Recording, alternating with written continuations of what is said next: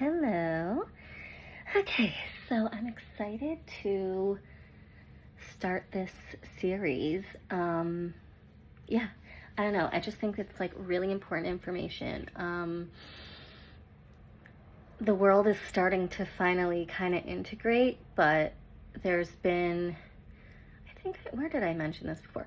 Basically, this whole concept of medicine, like kind of separating the mind from the body and being like, okay, the body is one entity and the mind's another. Like, it's not really accurate. And yes, there are definitely like ailments that are really like, especially if you have certain psychological disorders, you can kind of like mimic certain physical things that are not really quote unquote real.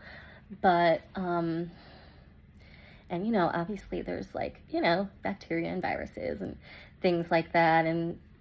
But Louise Hay is a big believer in your emotions and your internal programming and your internal talk pretty much dictate like all the physical stuff, even accidents. She doesn't even believe in accidents. She believes that, if you have a lot of pent up anger, it's going to cause accidents because those are things that are going to cause you pain. You have the anger and the guilt. So we'll get anyway. I just kind of wanted to start with the basics, because once you know the basics and then kind of like which dis-ease, she doesn't even like to say disease, but each like disorder, disease, system is affected by what negative thought pattern, it just kind of gives you perspective, and it helps to just give you perspective and be like, oh, you know what, maybe I should work on this part of my thinking, and maybe I can work on releasing this anger and this resentment and this guilt. Those are like getting most of this information from her amazing book called You Can Heal Your Life. This is the gift edition. Highly recommend getting this one. I talk about it all the time, how the bright colors, the illustrations really do add to the healing experience of the book.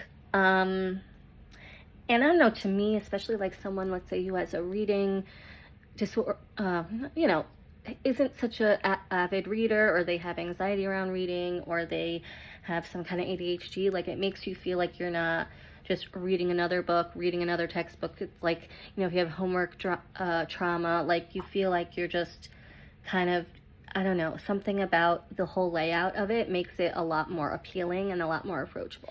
Okay, so I think what I'm going to do is I'm just going to start kind of the way that it is laid out and structured in the book.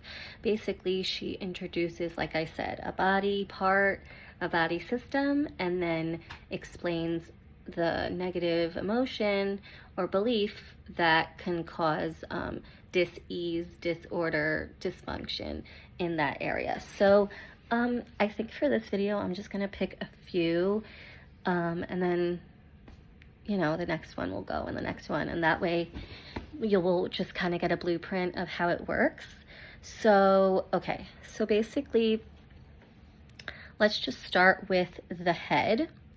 So the head, she said, represents us, or represents who we are and what we show to the world. The faces and the eyes, like the face is what is like the first feel like there's something wrong with you.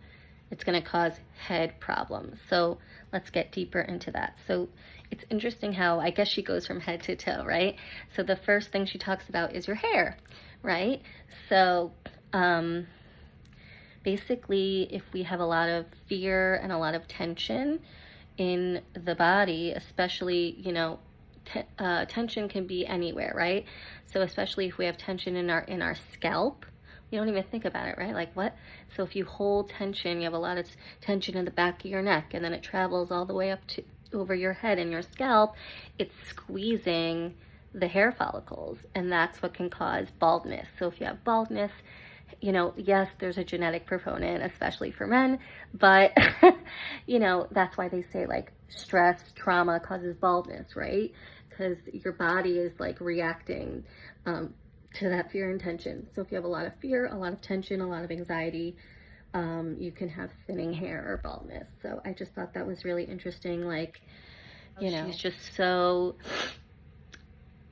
she also is, what's the word? Like, beholden to the whole concept of masculine and feminine, and how, like, a lot of women, right? Because women really, baldness is more connected to, like, too much testosterone, right?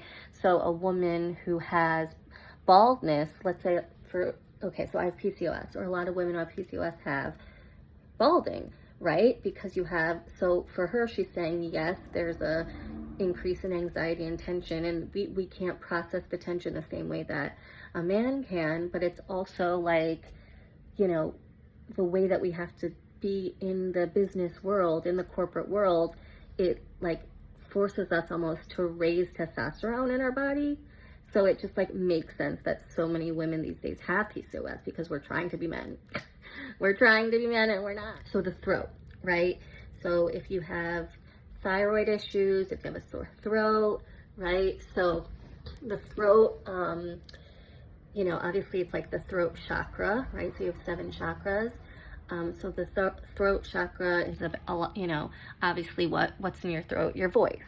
So speaking up, being able to speak your truth, stand up for yourself, holding in anger, holding in things that you want to say that you're afraid to say.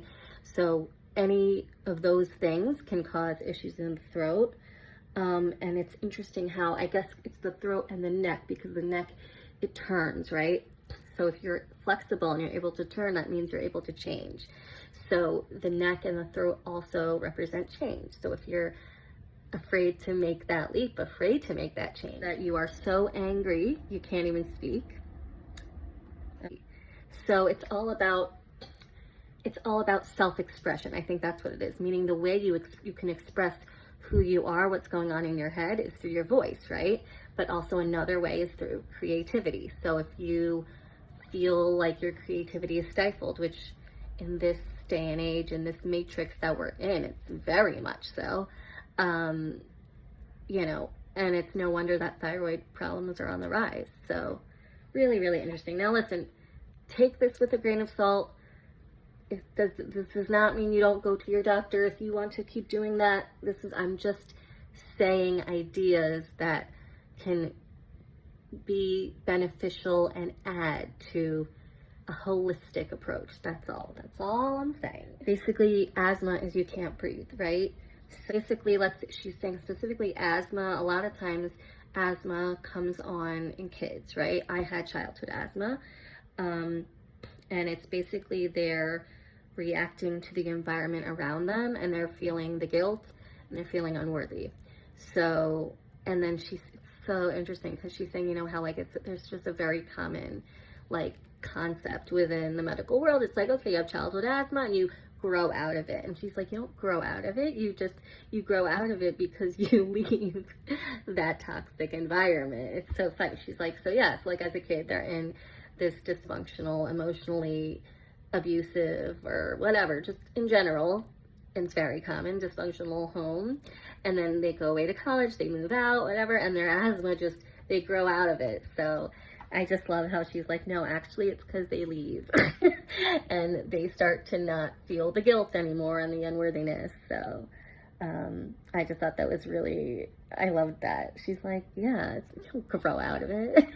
It's because you're not. But I think that's kind of just an interesting way to start.